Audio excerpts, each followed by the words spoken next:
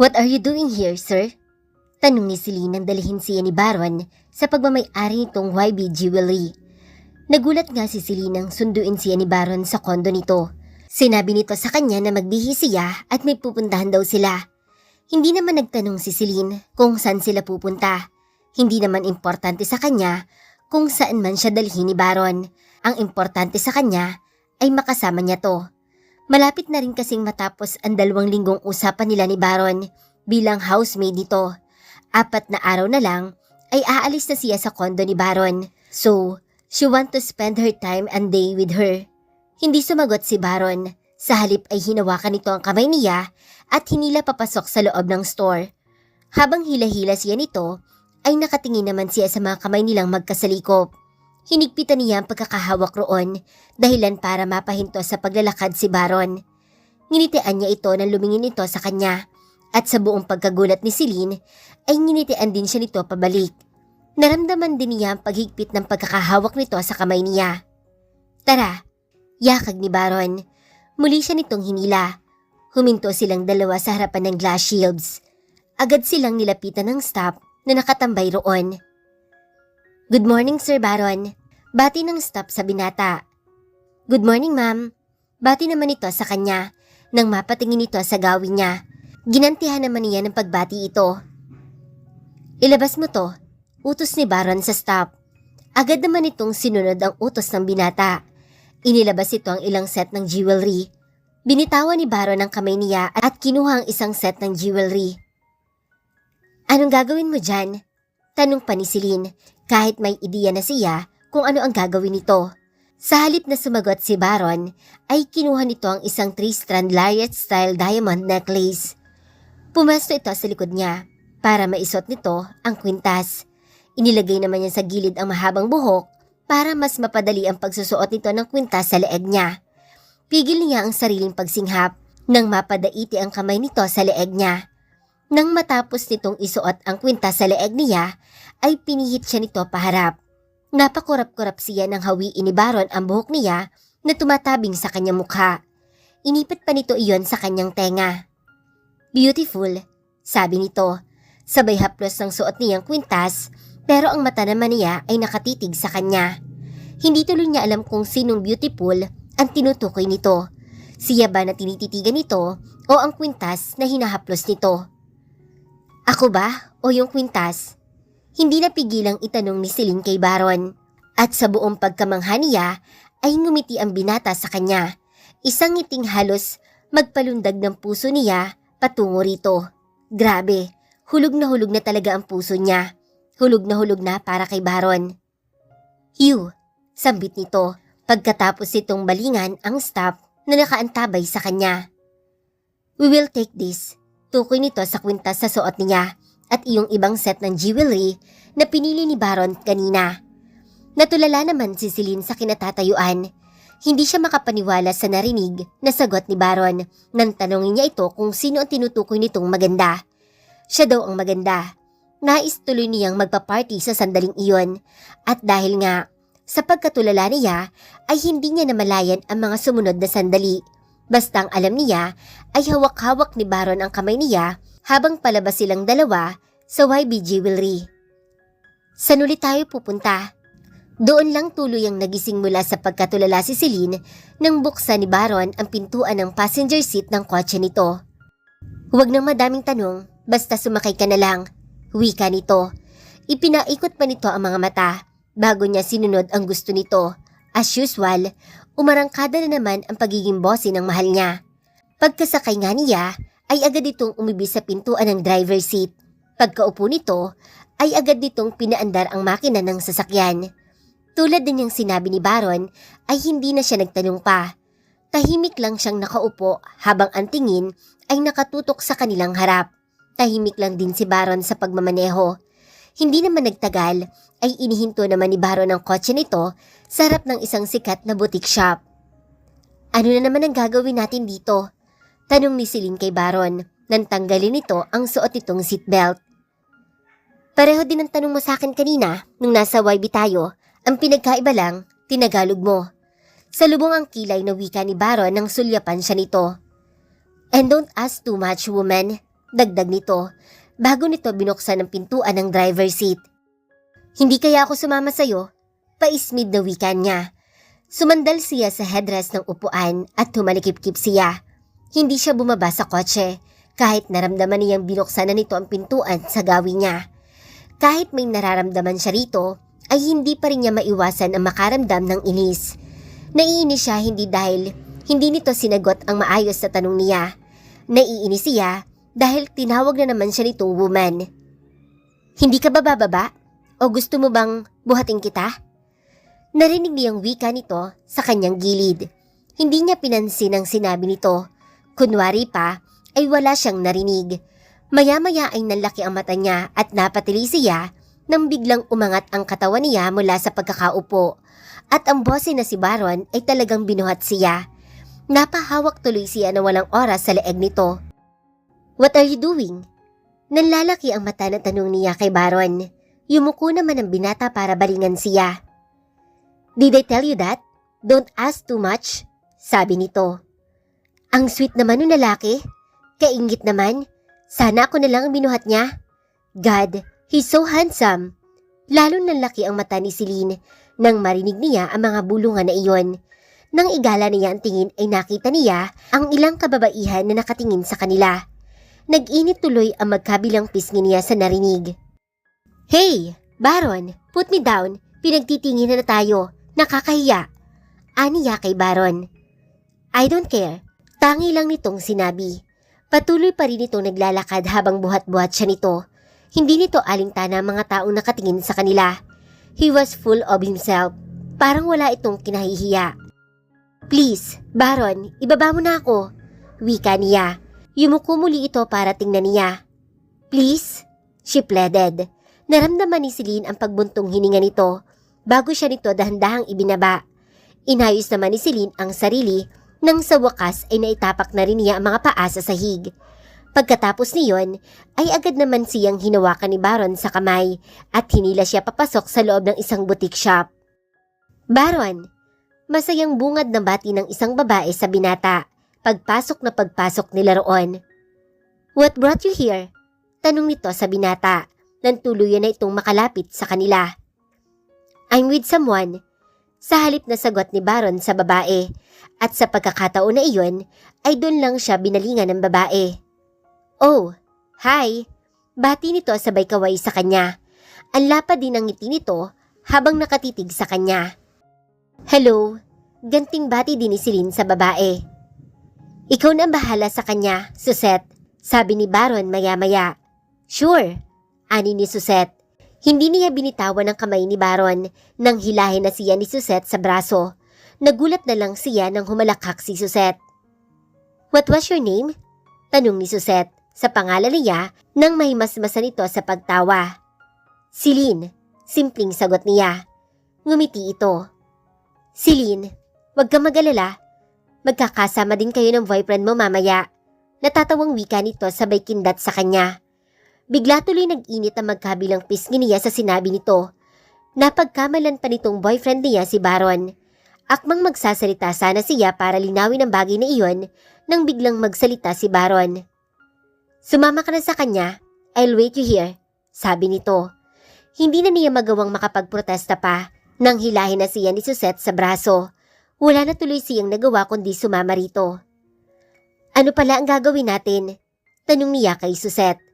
Hawak-hawak pa rin ito ang braso niya habang naglalakad sila. Maghahanap tayo ng damit na susuotin mo, sagot nito. Susuotin ko?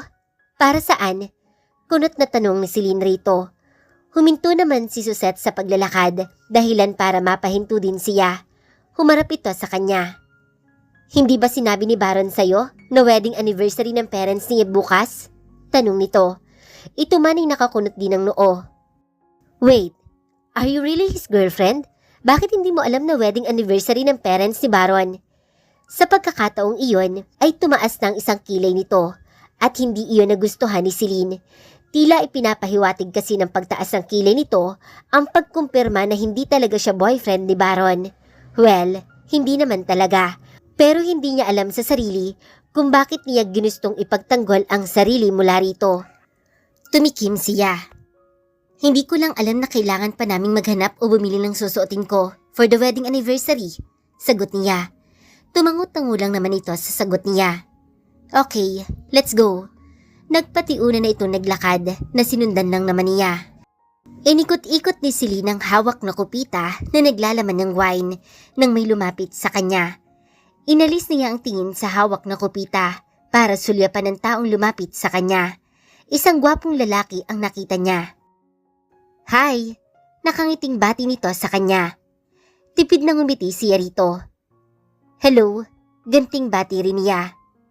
Alone? Tanong nito. Obvious ba?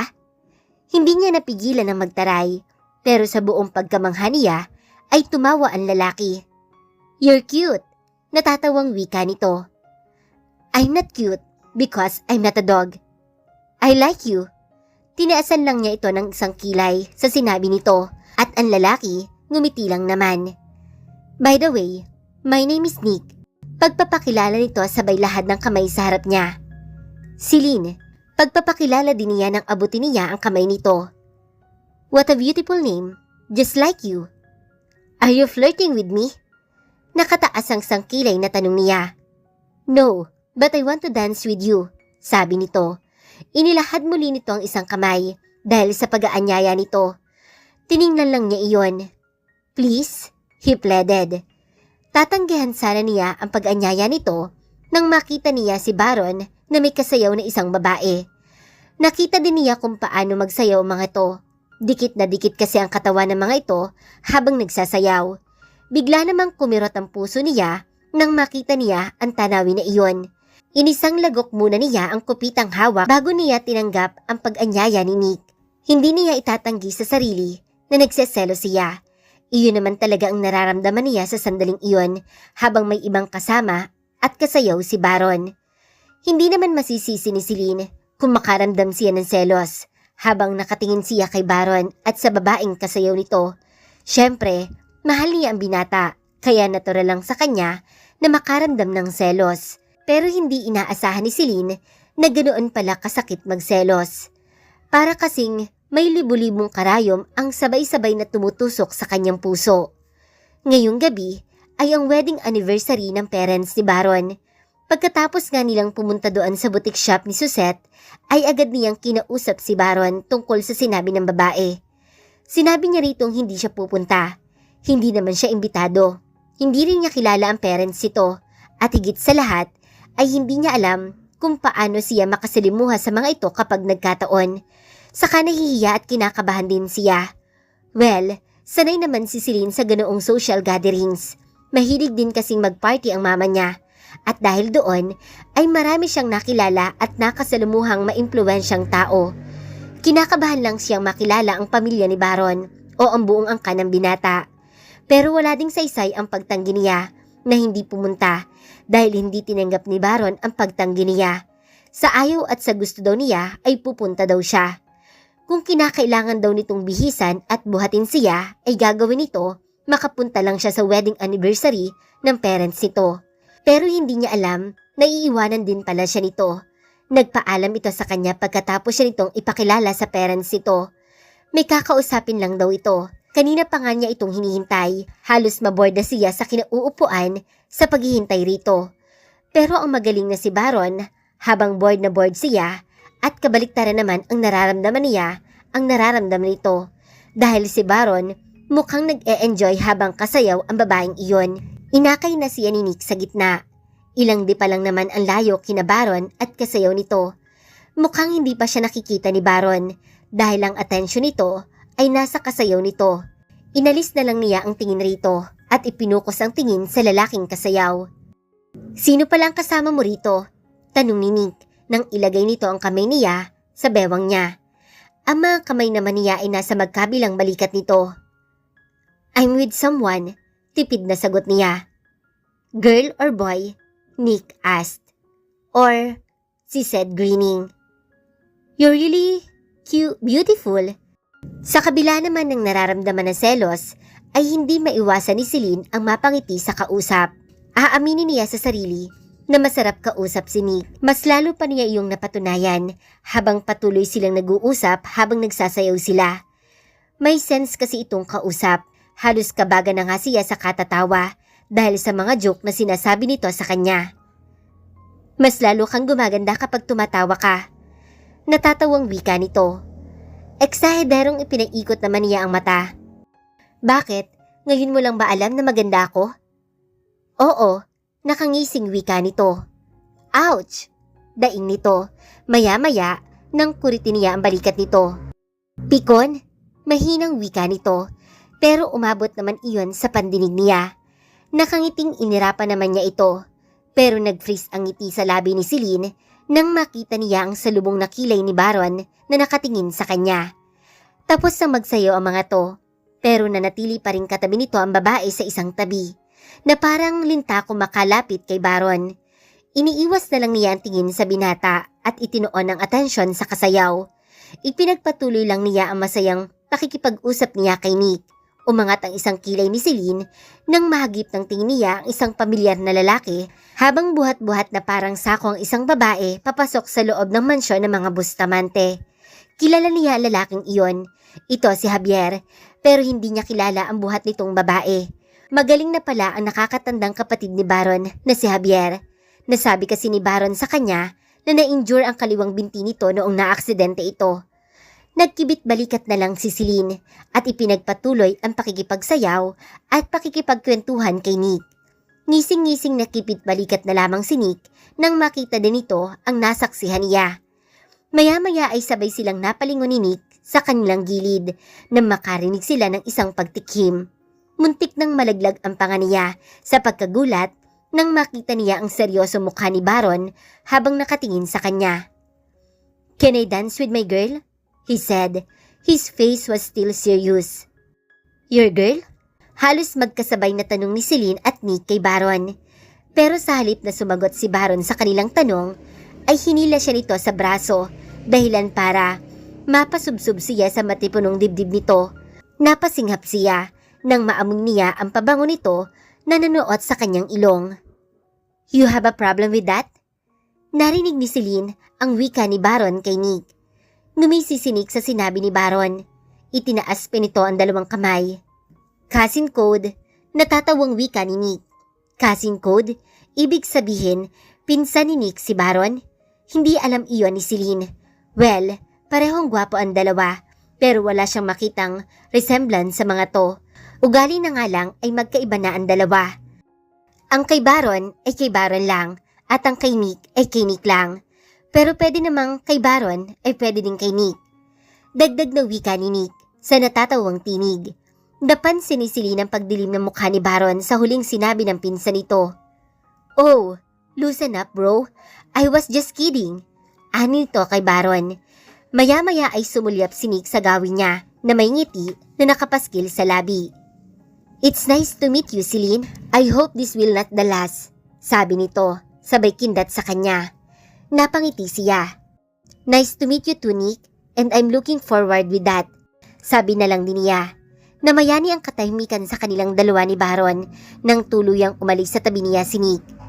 Narinig din niya ang marahang pagbuntong hininga ni Baron hanggang sa maramdaman niya ang kamay nito sa bewang niya. Tulad na lang nung una, pangalawa at pangatlong beses na magkatikit ang mga balat nila, ay nakaramdam siya ng kuryente na dumaloy mula sa kanyang bewang hanggang sa kanyang buong katawan. Kusa na lang umakyat ang kamay niya at ipinatong iyon sa balikat nito. Binigyan din niya ng distansya ang pagitan nila. Hindi niya ito kinikibo at tinitingnan man lamang habang sumasayaw sila. Ang matay nakatutok sa mga ibang magkaparehang sumasayaw din. Hanggang ngayon pa kasi ay hindi pa rin nawawala iyong ngit-ngit na nararamdaman niya sa ginawa nitong pag-iwan at pakikipagsayaw nito sa ibang babae kahit siya ang kasama nitong dumating roon. "Look at me." Narinig ni Celine ang wika ni Baron. Nagkunwari naman siyang walang narinig. Nanatili ang kanyang tingin sa ibang direksyon. Inulit ni Baron ang sinabi nito, pero hindi pa rin ito tinitingnan. Napasinghap na lang si Celine nang hapitin siyang mabuti ni Baron sa bewang para mapalapit ang katawan nila. Nanlalaki ang matang tumingin siya rito, and she was taken aback when their eyes met. May iba't iba kasi siyang emosyon na nakikita sa mata nito, and it was sadness, loneliness, desire, jealous and love. Trumiple ang tibok ng puso ni Celine sa mga sumunod na sinabi ni Baron habang ang matay nakatuon pa rin sa kanya. Ayoko nakikipagsayo ka sa iba. Ayoko may ibang lalaking humahawak sa bewang mo. Ayoko may ibang lalaki nagpapatawa sa'yo. Seryosong wika nito. Bakit? Because you're mine. Only mine, Celine, he said, and then he lowered his head toward her to claim her lips. Humigpit ang pagkakahawak ni Celine sa balikat ni Baron nang maramdaman niyang gumalaw ang mga labi nito sa ibabaw ng kanyang labi. Biglang nakalimutan ni Celine kung nasan silang sa sandaling iyon nang tugunin niya ang intensidad ng halik na ipinagkaloob ni Baron sa kanya. Sa sandaling iyon ay biglang sila lang dalawa ni Baron ang naroon. Parang may ibang silang mundo habang patuloy pa rin silang naghahalikan. Biglang bumalik sila sa dating mundo nang makarinig sila ng palakpakan at doon lang napagtanto ni Celine na may mga nanonood pala sa kanila. Hindi na niya kailangang manalamin dahil nasisiguro niyang pulang-pula na ang pisngi niya sa hiyang nararamdaman. Isinubsob niya ang mukha sa dibdib ni Baron dahil sa hiyang nararamdaman. Naramdaman naman niya ang pagyakap ni Baron sa kanya. I want to die, mahinang sambit niya habang ang mukha ay nakasubsob pa rin sa dibdib ni Baron. And for the very first time, he heard Baron chuckled.